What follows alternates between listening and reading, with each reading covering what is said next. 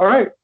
This is going to be episode number 1 of what is the new NFC North Brawl, part of the network Brawl. And I am joined by my 3 co-hosts, Andy, Gilbert, BJ, and Julius. And obviously my name is Juan, and each of us here represents a team in the best division in the NFL, the NFC North. So for those who don't know, here I am I'm the Bears guy, the Chicago Bears rep. Julius is going to be our Detroit Lions guy. BJ is going to be our Minnesota Vikings guy, and Andy is going to be our expert Green Bay Packer guy. So, gentlemen, welcome to the show, and it's awesome to be here, obviously. So, before we get started, I just want to go ahead and announce that this show is sponsored in part by Fanatics, where you are able to get free shipping on all orders without any minimum purchase. And that link is www.thebearsbrawl.com/fanatics. Once again, that is thebearsbrawl.com/fanatics, where you can get up to free shipping on any order. No minimum delivery, or no minimum purchase, is required. So, with that being said, let's go ahead and get started on this week's NFC North news, with obviously the last 2 of the remaining divisional teams playing this past weekend, the Vikings and the Green Bay Packers, seeing that the Bears and the Lions are obviously done for the season, unfortunately. So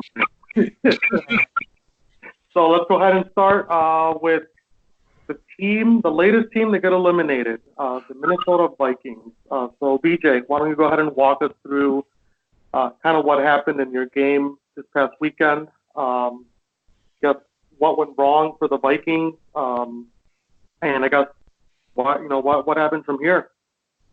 I think the better question here, Juan, is what went right for the Vikings on Sunday against the 49ers. On Saturday.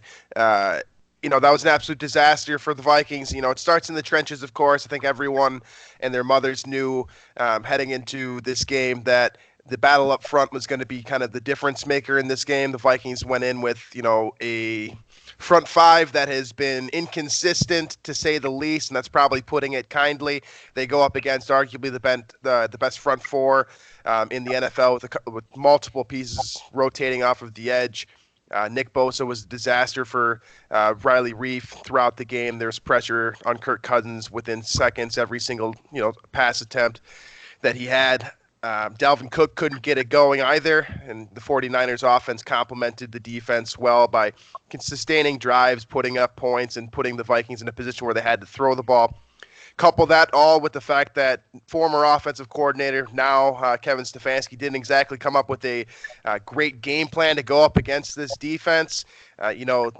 He faced a lot of single highs, cover 2, some zone coverage, and for whatever reason, the Vikings were unable to roll it out with Kirk Cousins, get some things started that they had been doing all season long. And without Dalvin Cook propelling the running game in the backfield and Cousins being a little bit erratic, in Vikings territory, we like to call him Kurt in this situation. We got Kurt, not Kirk, this past week. And most of the time, I tend to be someone that likes to put a lot on Cousins' shoulders, but really, to me, this was a full team effort to come up with only 10 points against the 49ers. The offense not being able to sustain drives really gassed the defense, and by the time they got to the third and the fourth quarter, this game was simply over. It's really as simple as that. The Vikings just didn't come to play. Nothing worked for them on this past weekend, and the better team certainly won.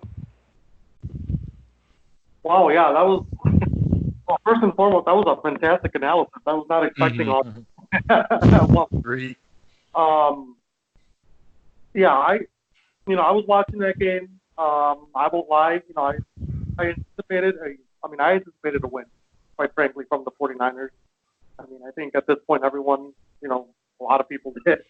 But yeah, San Francisco's defense, they are excellent, in almost everything, really. And Absolutely. I forget what was the final score on that game again for the 27-10 was the final, I believe. 27-10. That in itself, 27-10 against against the 49ers. They're just an excellent team all around. And they're going to be a hard team to beat. So what did and I got I'm only asking you about I guess a little further back in the NFL season just because we didn't have a Vikings guy here before, but I guess what did you think about the Vikings season overall? What did you like, I guess, or what did you what do you want them to improve on in 2020? Sure. Well, so this really, I know you're asking this question for the 2019 season, but this really goes back to the beginning of the 2018 season. Coming off of an NFC Championship berth with Case Keenum at the helm, you go out and get Kirk Cousins. You sign him to, at the time, the largest contract in quarterback history. Fully guaranteed, $94 million. That number gets thrown around in Minnesota very loosely all the time. And this puts you in a situation where, whether it's fair or not, Kirk Cousins is supposed to be the missing piece to get you either to the same point or over the hump. So fast forward now to 2018. Obviously, that season did not go as planned. 8-7-1 simply doesn't cut it. Not making the postseason is simply unacceptable, given how far this team went, how deep this roster is, how talented players are at basically every position. And then you get to 2019, the expectations have kind of lowered a little bit, I think that's fair to say. You saw some erosion in Xavier Rhodes' game. Trey Waynes continues to be a very average cornerback. I see some guys getting older. The linebacking group, with the exception of Eric Kendricks, has been rather inconsistent. You get Everson Griffin going through the mental health scare in 2018. You've got the changes of the defensive front with Linval Joseph getting older and Shamar Steffen stepping in for Sheldon Richardson. There's a lot of changes that went through in 2018 to 2019, where the expectations they simply dropped a little bit, where, the Bears' expectations went up, Packers' expectations went up. Naturally, the Vikings' expectations go down. So to get to the point where you actually asked the question now, relative to everything that I just said, I think that the season was a success, and not a large success by any means, because you're not getting back to the NFC Championship, but you do upset the Saints in the first round. I think that it's fair to say that they are arguably the most talented NFC team, if not definitively the most talented team. They have, an outstanding Hall of Fame quarterback, playmakers all over the board, offense and defense, and you get past them with, probably the best called game of Kevin Stefanski's career, the best executed game of Kirk Cousins' career. The defense looked more like the 2017 form than the 2018 and 2019 form. So that alone kind of bumps you from being having an average season to what I would consider to be an above average season, and that's why I'd reflect that with like a B grade. So I'm satisfied with the performance overall. Obviously, with 0 Super Bowls to the Vikings franchise name, you're not thrilled about the fact that drought continues, and you'd like to see them get over the hump at some point in time. But when you reflect on everything that happened, you get a breakout campaign from Dalvin Cook. Stephon Diggs continues to be one of the most electric downfield threats in the game. Some of the defensive pieces stepped up in a big way. Danielle Hunter had arguably his best season. Eric Kendricks is one of, in my opinion, the best coverage linebacker in the NFL. You saw some regression from the cornerbacks again, but those are positions that you seem to have some depth on the roster. You get the best season of Anthony Harris's career. There's a lot of things to like about this team heading into 2020, but really the only thing that you want to see from this team is just more consistency. Get better from Kirk on a week-to-week basis, and you got to win these divisional matchups. I mean, you guys are laughing in my face watching those matchups against the Bears and the Packers this season. It simply was not acceptable behavior from the Vikings organization. That's not okay. Straight up. If you're only beating the Lions, and respect to you, Julius, but you got to beat the Lions. That's like a necessity. No respect. No. When you're playing against the Packers and the Bears, it's got to be more competitive. So looking forward to next year. Hopefully you can fine-tune some things. Hopefully the game plan stays a little bit more consistent. You get some continuity on the offensive scheme, and things roll over and continue to improve. But ultimately, to me, the difference is just winning in the division. You could be looking at a home field game, home field advantage throughout the playoffs if the Vikings are able to come up with a couple of wins against the Packers and the Bears this past season. All I want to say is that they have been to have beaten the Vikings for 2 straight years. That's all I'm going to say to that. At home, at home in Minnesota and at Soldier Field. So just again, want to throw it out there. It's been nice. So I do have a question actually. What is your cap room going to be like next year, and who are some free agents that are notable free agents that you guys could possibly lose? Because I believe Anthony Harris is one of them. So if you guys pay him a bunch of money, then what does the roster look like from there, do you think? Sure. So if you look at the salary cap situation right now for the Vikings, it's bad to the point of being hilarious. I believe they're negative $6 million over the cap, something like that. So there's going to be some restructures and some cuts involved. The Vikings have the opportunity here to create substantial cap space by making a couple of obvious moves. I think Xavier Rhodes is a definitive cut. That's going to happen. I bet a lot of money that will happen. That'll free, I believe, $8.5 million of salary cap space. On top of that, you'll also be able to restructure guys like Everson Griffin, who can opt out of his current contract coming off of this past season because he accumulated enough sacks to change to make that difference in his contract.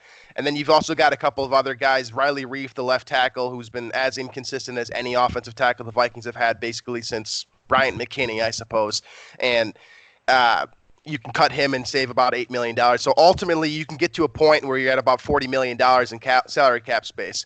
The simplest way to put it to me is that Anthony Harris is going to end up getting Xavier Rhodes' money. I think that's the best way to do it. I don't see him leaving Minnesota. Ultimately, I think there'll be a bidding war for him because that free safety spot has become more and more important with downfield offenses and vertical attacks and the way that offenses are attempting to attack defenses these days.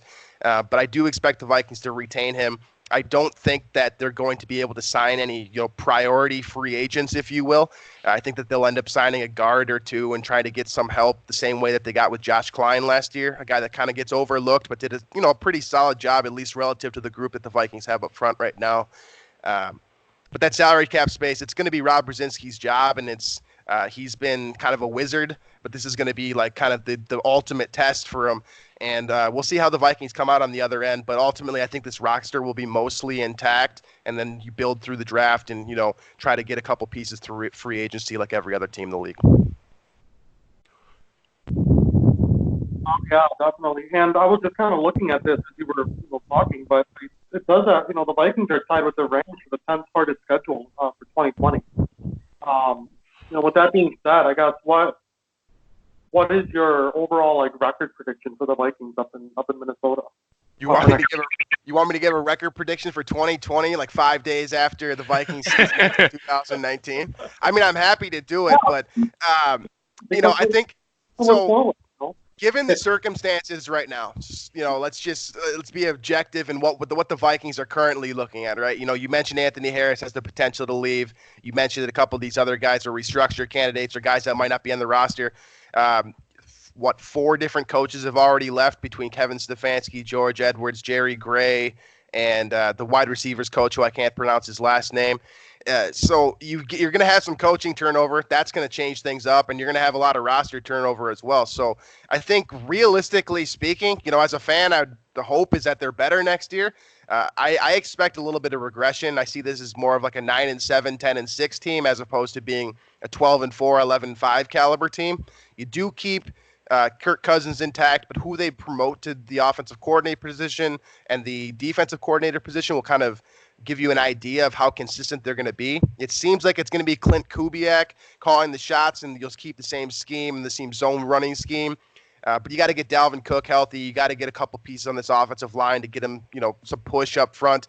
And you got to figure something out at cornerback. Trey Waynes is probably going to be gone. Xavier Rhodes definitely should be gone. It's going to be the Mike Hughes and, Holton Hill show as it stands right now. Mackenzie Alexander could also leave as well. So there's a lot of changes that this defense might go through. Fortunately, you've got guys like Danielle Hunter, Eric Kendricks, and Harrison Smith at each level of your defense moving forward. So they're still going to be competitive. And as long as you have Kirk Cousins back there, you're going to have a chance. And I say that, not confidently, but this is a guy that has shown throughout his career that he can be an elite caliber player for short stretches at a time. You just would like to see that stretch happen in the postseason for once. Yeah, it's going to be interesting. It really is going to be interesting to see what happens up there. yeah, I mean, that's fair analysis. I mean, honestly, you guys were what, 10-6 this season, I believe it was, right? Yeah. I mean, so who knows? You know, maybe you guys go 10-6 again, or I mean, maybe you guys, like you said, 9-7. I guess we'll just have to wait and see what happens here in 2020. You know, another playoff game in Minnesota next season? Probably not, right? I mean, the hope is always there, but I definitely don't see a playoff game in Minnesota next year, at least as it stands today. Right. Yeah, we'll just have to wait and see. You know, it's just a matter of time. I guess. You know, we'll see what moves they make in the offseason, in the draft, and just follow what goes on in coming up in the next few weeks and months. So let's go ahead and look at the. Let's go ahead and shift our attention a little bit east, to the city of Green Bay. So they had their game against the Seahawks on Sunday night. What did you see, Andy, that you liked in that performance at Lambeau? I really liked how our running game was used. We actually used Aaron Jones a good amount. We did very good with the play action pass, which is very key in this offense. It is a zone running scheme. One thing that I really saw that was really interesting is Jimmy Graham is starting to come on more. It's kind of fitting. This is most likely his last year as a Green Bay Packer. Long enough. And I just think overall it was a pretty solid performance. We have a very tough test this week. There's going to be a lot of hype behind it, but it's going to be a very tough game for the Packers to overcome. I don't think we can, but I'm always going to root for my team. So it's going to be a battle, but I feel confident it'll be very close. Do you see what Las Vegas thinks of the Packers next week? I did not actually. Well, it's pretty. You guys got one more point than the Vikings, so apparently you guys are worse than the Vikings. Nice. Can I mention something though? The Vikings are almost like a Packers light. They're very don't similar. Do that to me. They're both run. Both y'all offense are built on the run, right? And the Packers have a better O-line than the Vikings. Definitively. But the scheme is almost the same. Get the run game going, get the play action going, and very similar. Mm-hmm. And even if you look back at the game, the beatdown that the Packers got in the regular season against the 49ers, and you look at the Vikings versus 49ers in the divisional playoffs, the offensive stats were almost exactly identical. They shut down the run. They shut down Adam Jones. Jamal Williams really couldn't get going. Aaron Rodgers couldn't get the play action going. Devontae Adams had a touchdown in like 50 yards. Stephon Diggs had like a touchdown in 50 yards. Both O-lines were badly bruised. So it's going to be interesting, definitely, to see if the Packers can bounce back from that. Your O-line going to have to play the best game they've played all season against the 49ers for y'all to have a shot. And there was something I was going to add about that. Within the first few plays, actually, Brian Bulaga went out with a injury that game. He was sick, I think. No, that was this past week. It was something to do with his knee. Yeah. You want to add to the similarities, too. Brian O'Neill went out with a concussion from that cheap shot from Bosa versus the Vikings. So, Julius, I see the comparison that you're making. I just don't like it because I can see the scheme similarities. You're running a zone running scheme. You're trying to get your guards out front and have your tackles block up front, get them out in space to use that speed and explosiveness that both, as much as I hate to say it, Aaron Jones and Dalvin Cook both possess. So there's definite similarities there, and then you're trying to, change the launch angle for your quarterback too. Aaron Rodgers is as good as it gets when he gets outside the pocket and making things happen and controlling, the way where the cornerbacks and safeties are going to be. So when you look at the way the 49ers are designed, they're going to run that zone scheme to death. Richard Sherman's going to shut down an entire side of the field. Then you're going to have Jaquiski Tartt walk up into the box and mess around and just create havoc essentially. And you've got two linebackers there that are going to control sideline to sideline with Quan Alexander and Fred Warner. So ultimately, what's that? My bad. Go ahead.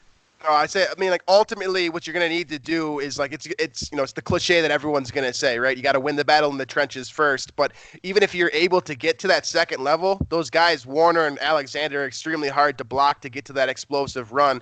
So, to me, the difference maker and why these games look so similar is because neither team against the 49ers was able to control the clock, and you're just gassing your defense, and you're not able to sustain drives. And 3 and outs are hurtful from a points perspective, but it's also good. Yeah, but it's also going to kill your defense allowing points as well. So you got to have some sort of complementary game going on this weekend. Otherwise, the Packers don't have a shot either. BJ, I actually have a question. Were you guys like on defensive side? Were you guys decent in the first half, and then second half you guys just were done? I thought the Vikings defense played a hell of a first half. You go into half 14-10, and this is the life of the Vikings fan in a nutshell right here. You create that false hope in the first half so that you think there's a possibility going into the final 2 quarters, and then things just fall down the chute, to put it kindly, I suppose. And you look at the way that the Vikings were trying to rotate. I mean, when you've got Mike Hughes out, you've got Mackenzie Alexander out, that means that you're already down at corner, and you can't rotate the way that Mike Zimmer had been doing late in the season because you simply don't have enough defensive backs. I mean, you had Chris Boyd out there playing snaps as an undrafted rookie. Good luck to that guy. And then you're making these stupid mistakes, too, to give the ball back to the 49ers. And then, like you alluded to, as soon as the offense can't sustain those drives, eventually that stamina is going to wear down for even the toughest guys. I mean, Linval Joseph was just like, he was melting by the time you get to the fourth quarter. And then they were running the ball. There was a drive that San Francisco put on us where it was 9 consecutive runs, and that drive ended in a touchdown. That's simply embarrassing. And that's what happens when your offense can't get into the end zone first and foremost, but can't stay on the field. Devontae Adams molested the Seahawks. He was almost a one-man show. Like, he was unstoppable. And on that last slot fade from Rodgers, that was a beautiful pass. Oh yeah, that last slot fade.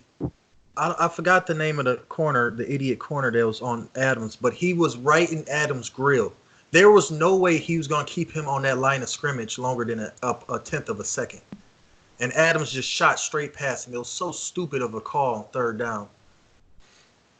But Richard Sherman, he presents a bigger test against Adams. So if somebody else is going to have to show up for the Packers in that receiving core, Jimmy Graham maybe, everybody else, I mean, Lazard. The fact that you can't think of a name quickly tells you all you need to know about the wide receiving core behind Adams for the Packers. Most definitely. The running backs got to get involved in the passing game, get those screens going that Aaron Jones he loved in the regular season. I mean, it's going to have to be a pristine game plan from LaFleur. From a rookie coach on the road. Yep. A rookie coach that's been inconsistent with his play calling and the way that he likes to operate with his best weapons throughout the year. Yeah, I don't like the Packers just naturally because I'm a Minnesotan, but I think I can objectively look at this game and see so many flaws within this team and the way that they've played throughout the year. And you look at the strengths of the way that the 49ers like to play, it just doesn't match up well. And you could say the same thing about the Vikings too. I mean, I'm not hiding from that at all. I just think that they're overmatched. Both teams in this case are overmatched against what the 49ers present. Yeah, it's gonna be a very tough game. I think it's gonna be hard to get yards on Richard Sherman because Aaron Rodgers realistically has not been very good against Richard Sherman. He doesn't complete a lot of balls against him. And that's going back with Jordy Nelson and Randall Cobb, James Jones. It's going to be very hard.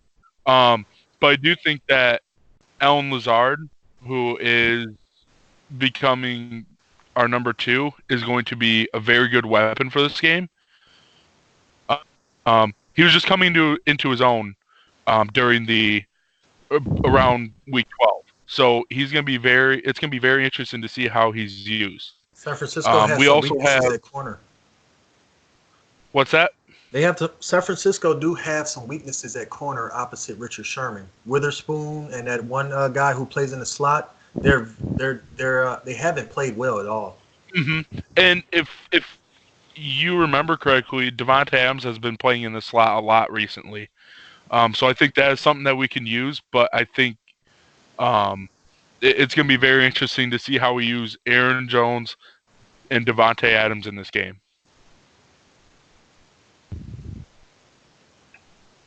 Yeah, for what it's worth, I actually, and I know I tweeted this out, a few weeks last weekend, but I actually think the Packers can beat the 49ers out there. I have the Packers actually going all the way. That's my hot take. That's my hot take. Packers are going to go. That's the funniest thing I've heard. I continue to believe it. I can't believe it. I'm not going to. Well, they beat the Niners. Of course, they got a shot because. Yeah, I'm not. I have been arguing all week. To argue on here tonight because I've done my fair share of back and forth. But just know, and I'm putting this on the record, I think the Packers can go all the way to the Super Bowl, and I think they can win the Super Bowl. Listen. I trolled a lot this week. I trolled the Packers. I was rooting for Seattle. All right, and it was a great game. Aaron Rodgers was just magical at the end, but Seattle had a shot. Russell Wilson tore the Packers apart, especially on play action, something that San Francisco also does very well. But did you really think that Seattle could beat the Packers at Lambeau Field? They could have if they would have got a stop on third down.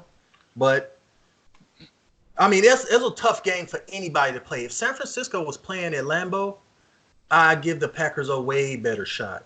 Oh, well, yeah, absolutely. I mean, a way better shot. Everything from, obviously the whole, what is Lambeau, right? And then you're playing in Green Bay weather in January. Come on, obviously Green Bay any day, right, over any West Coast team.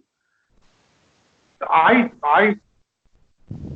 have absolutely no doubt that the Packers could beat the Seahawks on Sunday night. Aaron Rodgers gonna have to show up like it's 2012.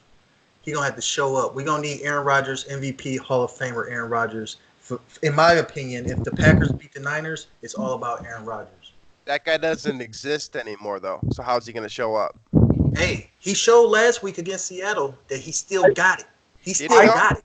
Did he, though? I mean, Seattle's defense he managed the game, and when he managed the game, and he made only throws that Aaron Rodgers could make when it mattered. I'm going to give him that. And I hate Aaron Rodgers. I hate his little smug grin. I hate the way he talked to the refs. I hate Aaron Rodgers. I do not like the man. If I ever see him in person, I'll probably spit at his feet. Hey, Julius, how many times has he broken your heart? Listen, let's not get into this. This is something that should have its own show. Aaron Rodgers versus the Lions, okay? This is a lifetime of BS that I don't feel like talking about right now. Just so that the listeners know, all week we've actually been roasting Julius a lot. And I've been taking it like a champ. Because this man has gotten his heart broken so many times. But yeah, he takes it like a champ. That's always well appreciated. No, this is my. All right, I think right. And this is just me, obviously. And I'm sure there's plenty of people who disagree with me, but I think that Aaron Rodgers, right, learned from what happened when they got destroyed on Sunday Night Football. When they played the 49ers earlier in the season. And I just think that he's going to have his revenge game. I don't know. I firmly believe that. And I firmly believe that he's going to go back out there and they're going to destroy the San Francisco 49ers. That's just my prediction. That's my prediction, and I can see it happening. I don't know. And if take my breath away. And if they beat the Niners, then I can see them honestly going to the Super Bowl and winning the Super Bowl. And if whoever wins this game has either the Chiefs or the Titans waiting on them. Yeah. And that, I don't know, man. And that's Detroit. No, I think it is possible they can beat them. It's possible, but not like at all. It's going to be a miracle, yeah. But I think it is possible. I mean, I think that they can, squeeze a win out there. But again, that's just me. That's my opinion. And that they need to get an early lead. They need to get an early lead. Oh, yeah. Go up 7-0, 10-0. They need a little early lead they can lean on. Just like the Vikings against the Saints. That's how the Vikings won that game. They got up early. And so it gave them room to do what they do. So the Green Bay can't go down early, or it might not. It's not going to be good. To have a sense of momentum, and they need to have it early, in the first quarter. To be quite honest, against a team like San Francisco, they need it very early on. But I know you mentioned the AFC teams, and I just want to quickly touch on that. I'm actually really looking forward to that game. The Tennessee Titans and the Kansas City game. Oh, yeah. And for a second, I actually thought that the Texans were going to take it against the Chiefs last weekend. When I saw that lead, I was like, oh man, like, are we really about to expose Patrick Mahomes like that and the Chiefs? But obviously, Patrick Mahomes worked his magic and came back. But this game that's gonna take place against the the Titans and the Chiefs, hell of a good. Do you know what's interesting about that game this past weekend in the AFC between the Chiefs and the Texans? The Bears could have had either quarterback. All right. That is interesting. They call him Pat Mahomes, the reincarnation of Joe Montana. I think I know that hurts your heart. People on Twitter were calling that the Trubisky Bowl. Yep. And I was quite offended, but that's fine. The Bears could be going to the Super Bowl right now if they would have drafted Mahomes. Because he's that type of player. He's an alien. He's different. No lead is safe. I completely agree with you. I'm not denying it. I'm just saying this is my issue with that. Is that narrative has just been so overplayed at this point that it doesn't even face me. I mean, it's honestly at this point it's stupid because we get it. Like, we know what could have been. But I don't think that the Bears know. I don't think the Bears know that though. Why is Ryan Pace still employed? He's made dumb move after dumb move after dumb move, and he's still there. And you've got this team. You've got this roster that's ready to compete defensively. You didn't even need Patrick Mahomes. You just needed to pick the guy that everyone thought was the guy at the time. Yep. And Deshaun Watson. The move that you should have made, the move that you didn't need to trade up for. All you had to do was just make the simple, obvious move that every every college coach in the country was saying. Whether it was Dabo Swinney, Nick Saban, whoever the hell it was, they all said just pick Deshaun Watson. I mean, let's be real here. Patrick Mahomes coming out, Texas Tech's offense didn't look like it was going to translate. His arm strength, that's awesome, but he was inconsistent. He was erratic. I mean, there was real flaws for Patrick Mahomes. I know that hindsight's 20/20, and you guys all want to pick Patrick Mahomes number one overall. But if you just pick Watson was the obvious pick. But no, his arm strength, man. No, his arm strength. He couldn't throw hard enough. His hands are too small. No. None of that was good enough for Ryan Pace. You got to trade up to get to the guy that only played one season at UNC and didn't even win. It doesn't make any sense. Why is the guy still employed? This guy's going on a big Bears rant right now. It doesn't make sense to me. I love it. I'm sorry, I don't get it. No, and that's fine. You're a Vikings fan. That's totally okay. Like, I mean, you don't get it. But no, this is what I'm going to say. Would Patrick Mahomes have prospered under the coaching staff that we had in 2017 against under John Fox? It don't matter who Patrick Mahomes' coach is. I think it does. You're not going to say that. That doesn't have anything to do with it. I mean, that clearly does. I mean, Trubisky got thrown. Okay, Trubisky got thrown in with no pro experience whatsoever. Who was the starting quarterback when Trubisky came in? It was Mike freaking Glennon. Come on. Next thing we know, another Ryan Pace move, by the way, signing him to that contract. But keep going. Yeah. Yeah, another Ryan. And that's the move that I wasn't okay with. I mean, who the hell wanted Mike Lennon on the team? I mean, how does Mike Lennon even play anymore? Facts. Like, he's still employed.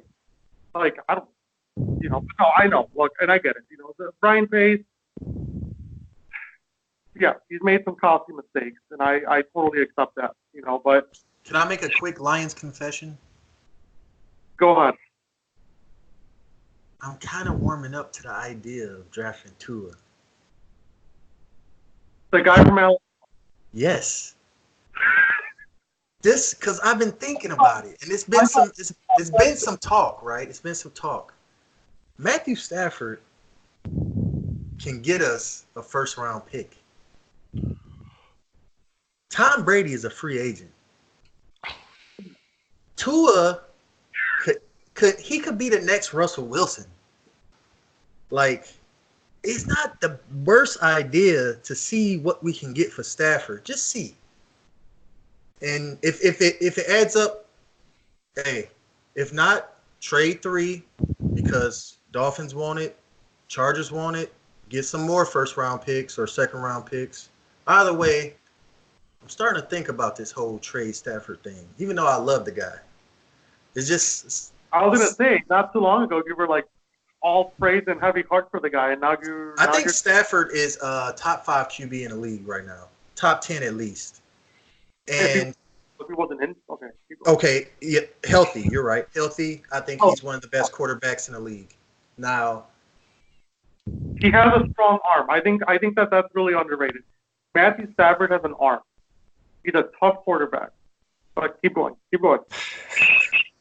I almost feel like that's a slight. Oh, he's just got a strong arm. There's a lot of quarterbacks with strong arms. Matthew Stafford, he's more than strong arm. He's a real franchise quarterback, and he can help a team win. And if Tua is the real deal, if his injury is not as bad as it's not going to linger, even though it's a hip, and you can't predict hips in quarterbacks. That's a very important bone. But if he's healthy, see what we can get for Stafford. Shit, sign Brady for a season. I don't know. I'm just saying. You're absolutely out of your mind if you think Tom Brady's going to go to Detroit. He's going to go. He's going to go somewhere you don't expect. Matt Patricia's in Detroit. Why not? Yeah. They like to sign Patriot players. They're like they have hard-ons for all Patriot former coaches and players. I'm not saying they don't want to sign him. I'm saying there's no chance in hell that he goes to Detroit. Like literally, hell would need to freeze over multiple times before Tom Brady would even consider the idea of going to Detroit after playing his entire career winning in New England. You're going to go to the Browns of the NFC? You finish your career? Can I say something real quick? Can I say something? Oh, please do. Hey, listen. Tom Brady is going to go to the team that, 1, offered him the most money. No. And 2, offers him the most weapons. And Detroit's offense does have weapons. They got weapons. Hey, I'll give you that, but they might retire before they're 30, too. This is possible. Too bad they're not close to 30. I think Marvin Jones is 32, so he made it over the hump. But T.J. Hawkinson might be the next Gronk, and Brady could bring it out of him. He went to Michigan. He has ties to the area. You never know. You never know these things.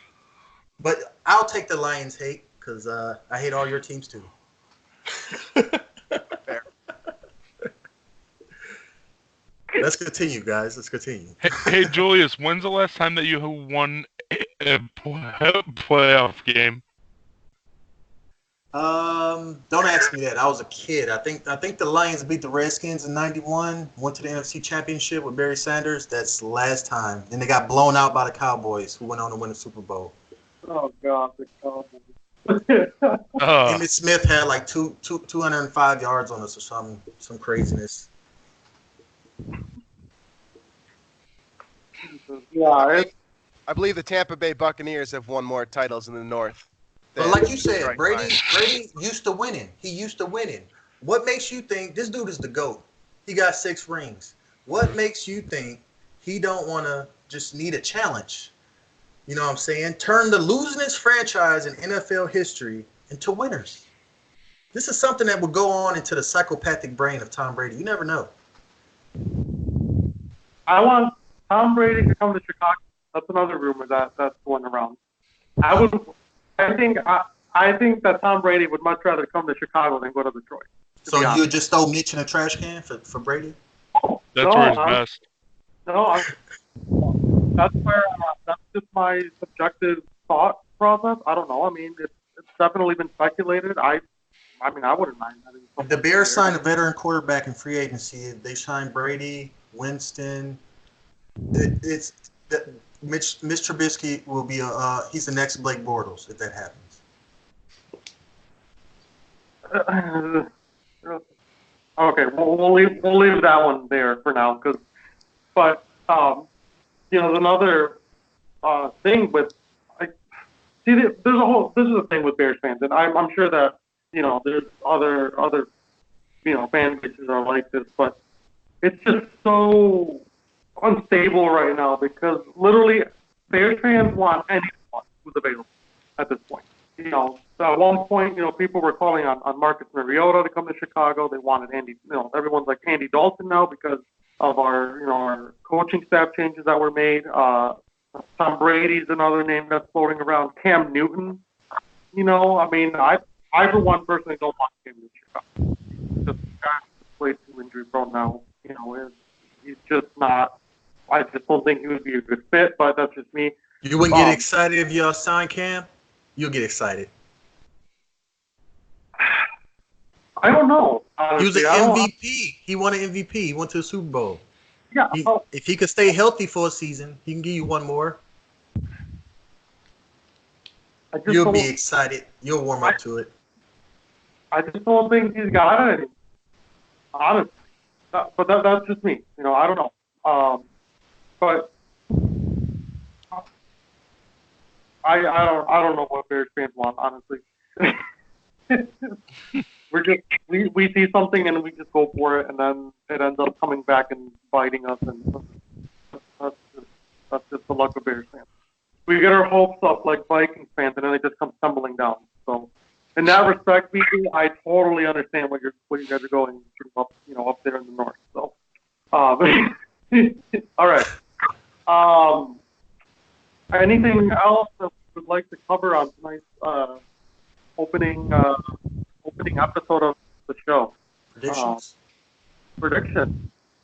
All right, let's do some predictions for this game. We'll start. We'll do, since there's only like two. We'll just do both the divisions. We'll do the AFC and the NFC. Let's go ahead and start with the AFC. Let's do our predictions for the Chiefs and the Titans game this Sunday night. So, BJ, why don't you go first? What is your prediction for the Titans and the Chiefs? Well, there's two ways that this game can go, basically. It's either going to be a Chiefs blowout, or this is going to be a really tight matchup, and the Titans are going to have a shot at the end. That's really the only two options here. If the Chiefs get on the board first, this game could be over in the first quarter. I think it's going to be a two-score game. I don't know, something like, I'll say 38 to 17. Chiefs win. All right. Julius, what do you got? I agree with BJ. The Titans' only hope is to have Derrick Henry run for like 300 yards.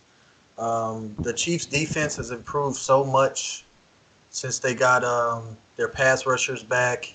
Their corners are playing well. They're like a top 5 defense the last 8 weeks of the season or something. And couple that with Mahomes, he's playing full strength.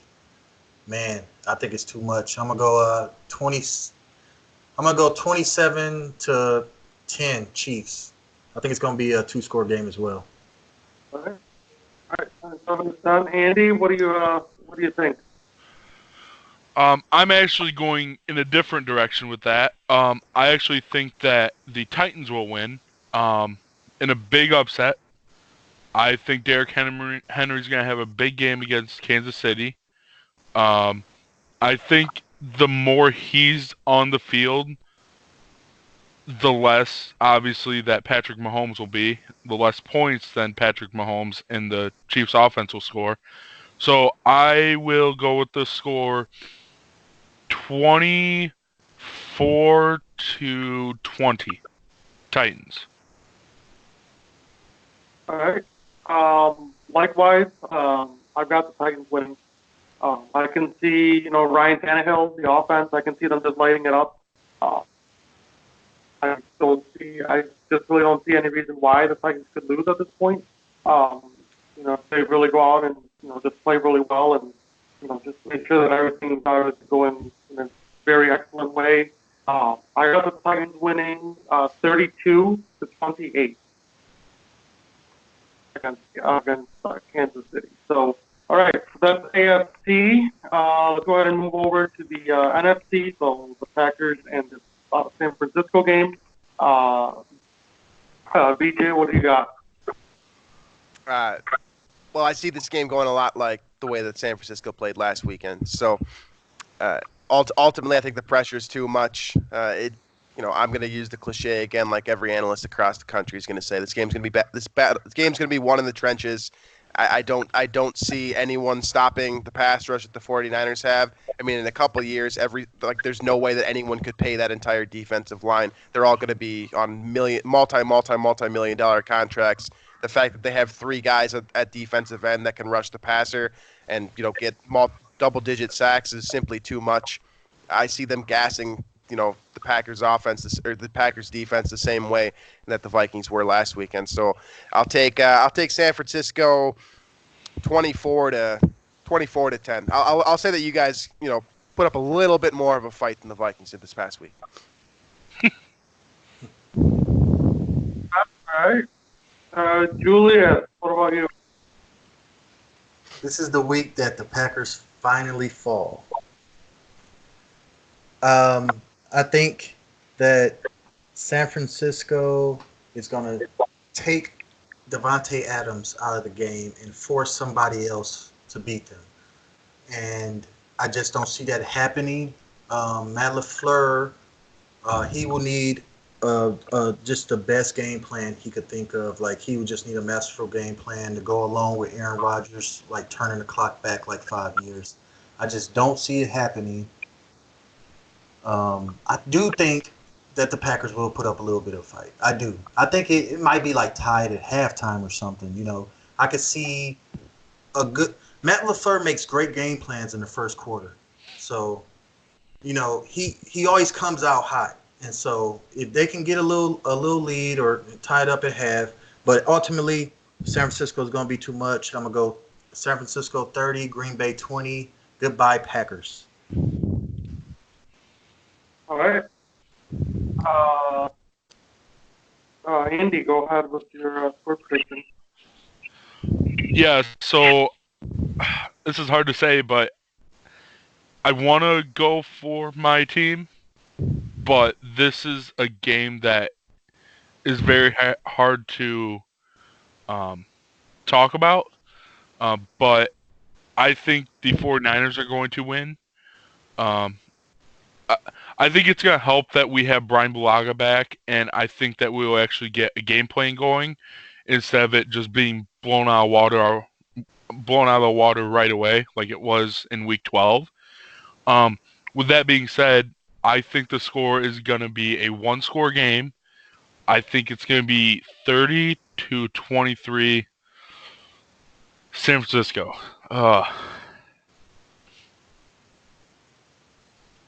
I absolutely, I'm floored right now, because I can't believe I'm about to be the only one right now that's about to say that I think the Packers can pull it off. This will be the only week you think that. This will be the absolute only time that I will ever say this, but I think that the Packers can win, and I will stand by that until I see them lose or until the season's over or whatever. I got the Packers beating San Francisco 35-28. Ooh. That is my prediction.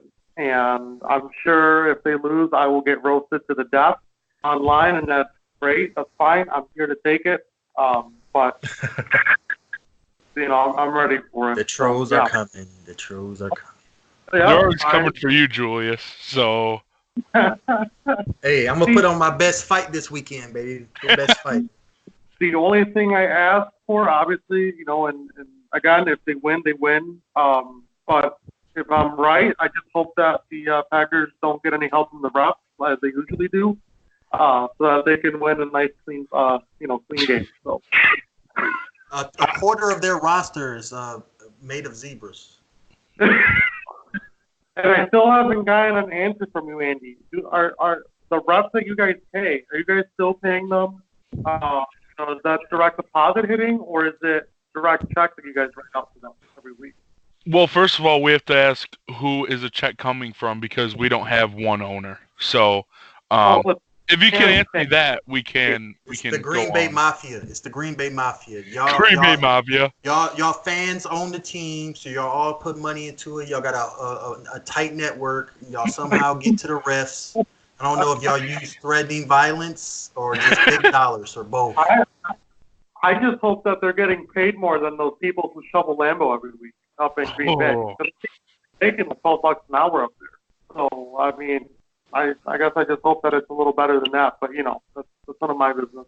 I mean, it can't be worse than calling 2 hands to the face on the shoulders. Oh, here we go. Here we go. I don't talk about the past like Lions fans. So You're right. That's bad to bring up old stuff. I do have one thing to say that I think we can all agree with. Our division is one of the best divisions in the NFL. Most definitely, the best. Yeah, I've always said that. I think that the division, the NFC North, is the most competitive. It's the best division, definitely in the NFL. I think it's got one of the most, it has the most history. George Halas, obviously, the Chicago, Mr. Papa Bear, and it's just riddled with a whole bunch of good things. So, yeah, that's something we can all agree on, and that's obviously I'll always stand by that. So, all right. I think with that being said, we'll go ahead and wrap up this the inaugural episode of the NFC North Brawl. We'll be on next week here, and we hope after these, the games on Sunday or this weekend, we'll be able to bring you guys some content. And again, you can find the podcast on Apple Podcasts. And again, remember to visit that link that we provided. You guys get some awesome, discounts on your merch. So, all right, gentlemen, it's been a pleasure. Have a great evening. For our listeners, have a great week, and we will see you all next week, Thursday. Peace out. Have a good night.